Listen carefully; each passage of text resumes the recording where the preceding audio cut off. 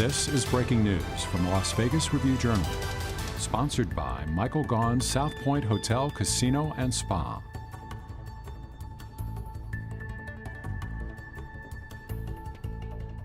We're just fighting for a win, trying to get better, looking for improvement, progress, fight, pride.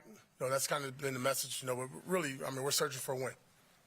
What stands out to you with all the injuries about Jacksonville? Just kind of like us, when you look at the whole league, like everybody's just dealing with stuff. Obviously, the quarterback had a shoulder concussion, so he'll be out. So you're dealing with Mac Jones. I just think the whole league is just one of those years where, they got a tight end that's out. They got one of their receivers out. Everybody's battling with these injuries. I think it's no different than us, but, I think, just like how we're talking about, you got to have 11 guys go out there, and there's more opportunities for somebody else. You guys have lost close games this year. 2 of your last 4 losses, you could have won at the last play type situations. But you're also starting like 7 first or second year players on offense. You've been through this before. The understanding of how to close games out and win games, it's sort of an art, a talent in itself. Yeah. You want that to happen like right away, but it doesn't always happen like that, I would imagine. No, I know you said 7, but I think there's close to 22 to 25 players. Yeah, I'm saying 22 to 25 players, first and second year players. That'll be active come Sunday. So it's part of the process. Words that we don't like talking about, but just trying to find a way to win, overcoming those situations, either set ourselves behind through penalties or mental errors or mistakes like that. But the one thing I'll say, man, these young guys, they're playing their asses off. They're taking advantage of their opportunities. They're going out there, they're competing, they're playing with pride. And, I think, like I said, at some point, like I said after the game, it'll break and it'll go our way. And it will go our way hopefully this Sunday. Do you find that as your career went on that things got a little bit more clear in those critical moments? Oh, yeah. I call it like the Matrix. As I got older, everything slowed down. I can see it. You can see it coming from a mile away. When you're a young guy, you can't see it. When you talk to DCAM or Jackson, there's certain things that they just don't see right away. And you need repetition. You need that to happen to you. You need to get burnt a couple of times and realize, I can't do that or I can, right? So those are part of the lessons. You try to mimic that in practice, but there's nothing like practice compared to a game. So I think as a young player, once you learn from your mistakes and you really rep them and you go through it again, as a coaching staff, you put those guys in position again in practice, walkthroughs, things of that nature. So there's a learning curve, if that makes sense, right? So I think our younger guys really do it, and they take a lot of pride in doing their work. Nobody wants to go out there and make a mistake. So I think that's the good part about it. We got guys that's prideful about their work. When you look at Brian Thomas Jr. from Jacksonville, a young star, what do you see in him, how challenging he's going to be? Yeah, no, he's a problem. He's a problem. He's a young problem. And, it sucks, because, they're not having the season they want to have. He's not getting enough recognition. But he's a really good football player. Vertically, down the field, run after the catch, yak, big, powerful, strong individual. We're going to have our hands full with him. This is a quarterback-driven league, and this year you haven't had the best quarterback play. I know there's a lot of reasons, but that's just the reality. How much can a team struggling because of quarterback play make it look like in other places there isn't talent when there is talent on this team, AP? Yeah, it's a team. I'm not going to just point at the quarterback, but obviously when you turn the ball over, that hurts you. And we're at the highest in the league as far as turnovers, and a lot of those are with our quarterbacks. We got to do a good job taking care of the football like we always do when we talked about it.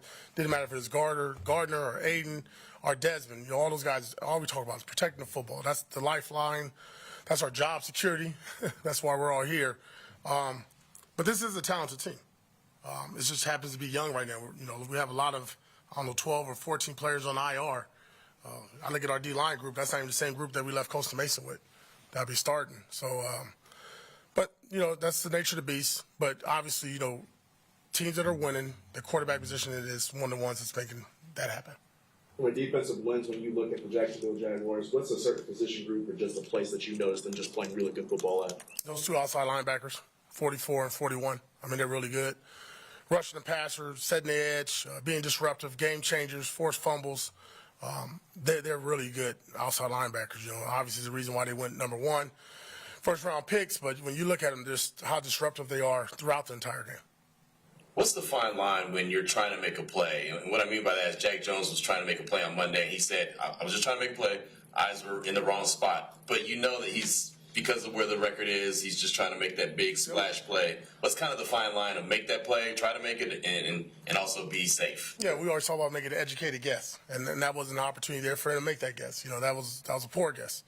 But Jack understands that. Jack, he's a human highlight. It's either good or bad with him, right? That's kind of how the season's been with him, and he understands that. That's something we constantly talk about: his eye discipline, his technique, his fundamentals. Having his eyes in the right place, doing what he's asked to do. And I always remind him, even since I've been with him since he was 13, all his interceptions, big plays, is when he just does his job, and he doesn't force it, right? Every time he forces it, that's where it goes opposite for him. So, again, that's a learning curve, right? Here's a guy that's trying to make a game-changing play for us down in the red zone or the fringe area, and it winds up hurting us. So, what I love about Jack, though, I would say this: after that play, he bounced back very strong, tackled well, covered his man, did everything he was supposed to do. But that's a hard lesson to learn.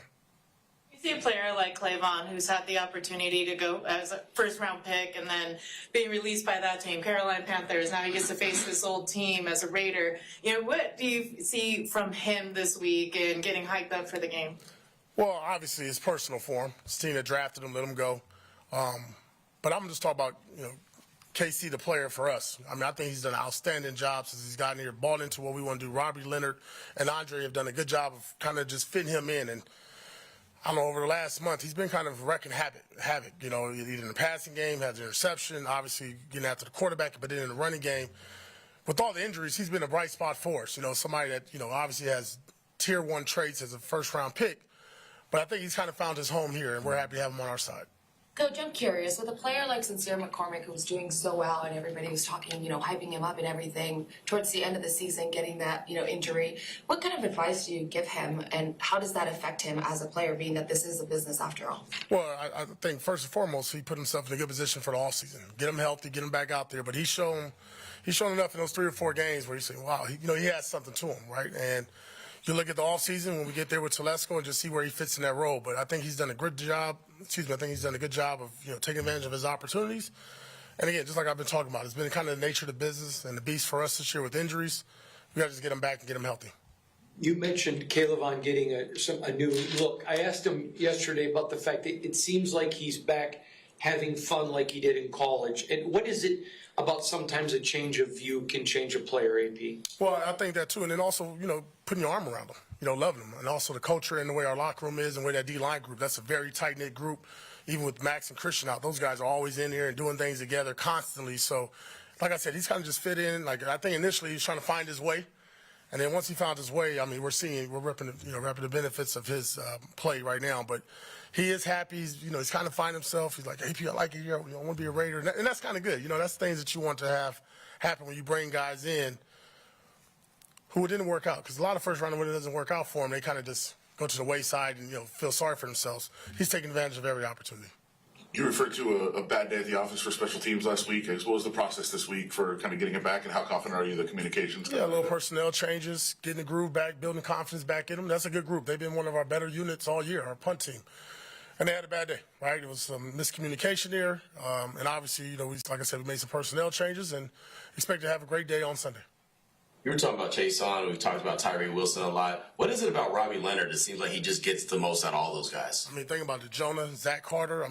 Robbie Leonard's done a really good job. Robbie Leonard's a really good coach, and I wouldn't be shocked if he's a defensive coordinator at some point. Good. Cool. All right. Thanks, Thanks, Coach. Good luck.